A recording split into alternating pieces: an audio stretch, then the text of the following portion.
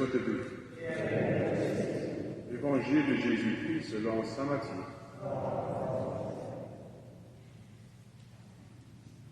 En ce temps-là, Jésus disait à ses disciples, « Vous avez appris qu'il a été dit, œil pour œil et dent pour dent. Eh bien, moi, je vous dis de ne pas riposter aux méchants, mais si quelqu'un te gifle sur le joue droit, tends-lui encore l'autre. Si quelqu'un veut te poursuivre en justice et prend ta tunique, laisse-lui encore ton manteau. Et si quelqu'un te réquisitionne pour faire 1000 pas, fais-en 2000 avec lui. À qui te demande, donne. À qui veut t'emprunter, ne tourne pas le dos. Vous avez appris qu'il a été dit, tu aimeras ton prochain et tu haïras ton ennemi. Eh bien, moi je vous dis, aimez vos ennemis et priez pour ceux qui vous persécutent, afin d'être vraiment les fils de votre Père qui est aux cieux, car il fait lever son soleil sur les méchants et sur les bons, et fait tomber la pluie sur les justes et sur les injustes. En effet, si vous aimez ceux qui vous aiment, quelle récompense méritez-vous? Les publicains eux-mêmes n'en font-ils pas autant? Si vous ne saluez que vos frères, que faites-vous d'extraordinaire? Les païens eux-mêmes n'en font-ils pas autant? Vous donc, vous serez parfaits comme votre Père céleste est parfait. Acclamons la parole de Dieu.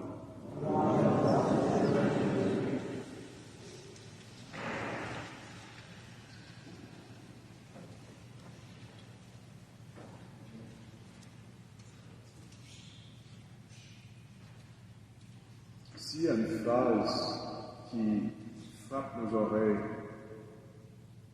et qui devient une certaine devise de notre foi chrétienne, c'est vraiment cette phrase, si quelqu'un te gifle sur le joue droit, tends-lui encore l'autre.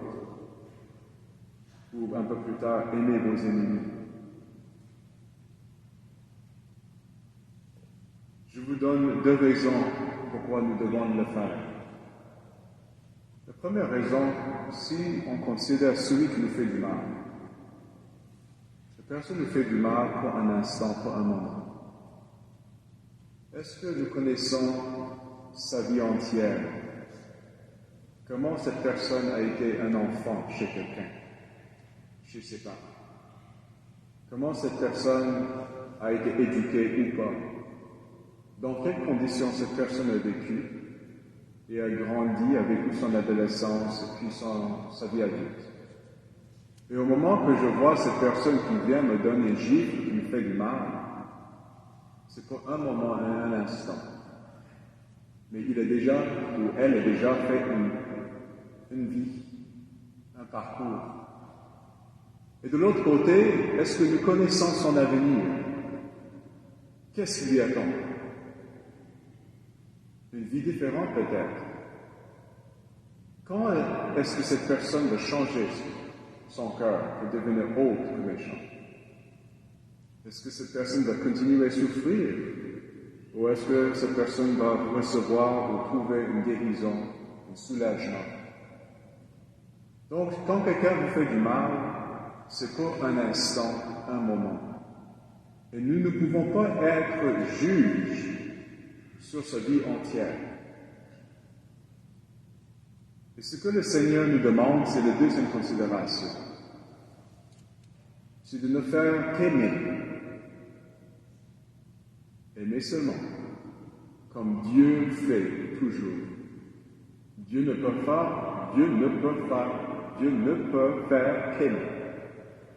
Quelle phrase en français. Dieu ne connaît pas de méchanceté. Même les aspects de sa justice incluent toujours un aspect de l'amour, de miséricorde, de tendresse, de pitié.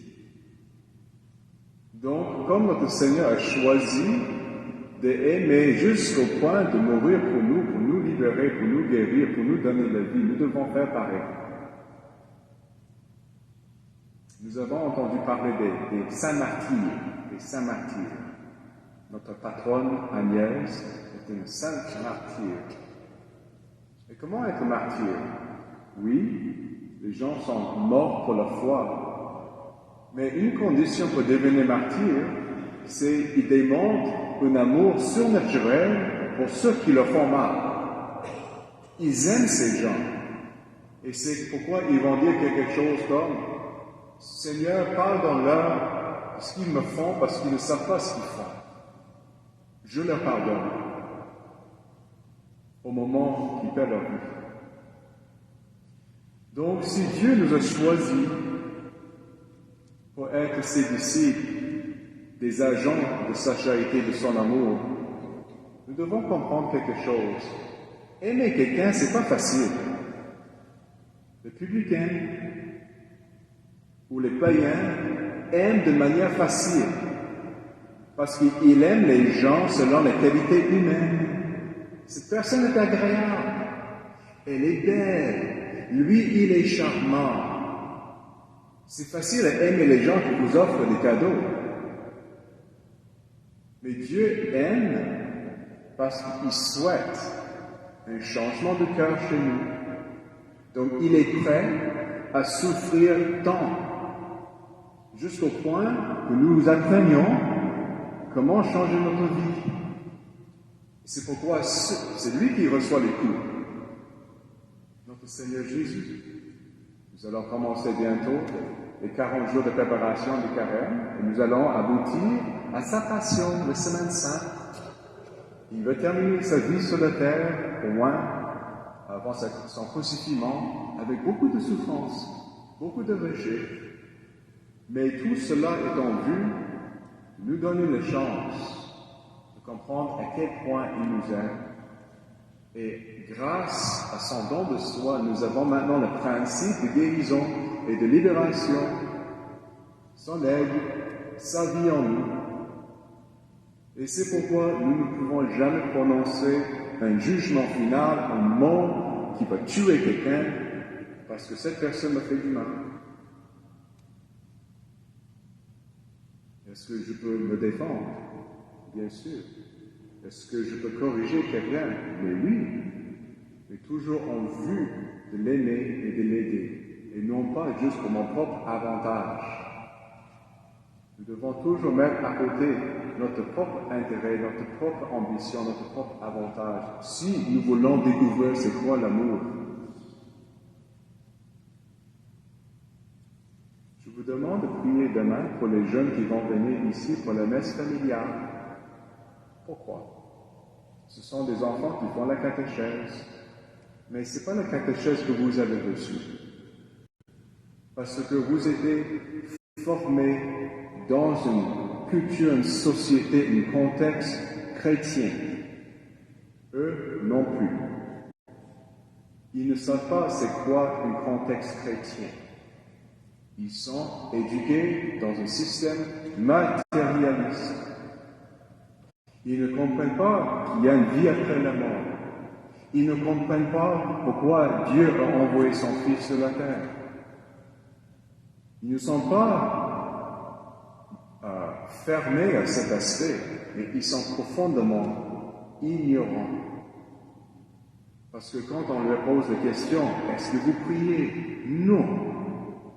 On ne sait pas c'est quoi la prière. Est-ce que vos parents prient avec vous chez vous? Non. Est-ce que quelqu'un prie avec vous? Non. Mais ils viennent. Peut-être par une certaine nostalgie, comme on est au Québec, c'est bien d'envoyer les enfants pour faire leur sacrement, pour aller à la catéchèse. D'accord. Mais nous voulons les montrer à quel point ils sont aimés par Dieu et s'ils peuvent juste vraiment retenir cette vérité que Dieu les aime, Dieu les accompagne tout au long de leur jour, on laisse le reste au bon Dieu. Au bon Dieu. Vous entendez quelqu'un qui est élevé dans un contexte athée. Il n'y avait pas de symboles religieux chez moi. Je n'ai jamais appris à prier. Et quand quelqu'un m'a demandé si je voulais prier, j'ai dit non. Ça ne m'intéresse pas. Et le bon Dieu est venu me chercher. Donc je sais comment la grâce de Dieu est tellement puissante, mais il demande votre participation. Donc aimez profondément dans votre contexte. Pendant les 40 jours de carême, tentez de faire un acte d'amour chaque jour envers les personnes dans votre entourage et envers les personnes que vous trouvez difficiles à aimer. J'en ai plein dans mon contexte. Mais le bon Dieu les aime. Et c'est à cause de ma faiblesse que je trouve ça difficile. Mais néanmoins, si Dieu est patient avec moi, qui a reçu tant, je sais que Dieu est patient avec eux, qui a peut-être reçu un peu moins. Que le Seigneur nous donne cette énergie spirituelle de persévérer juste comme lui, jusqu'à la fin, pour donner davantage et de ne pas compter nos échecs, nos faiblesses et nos souffrances.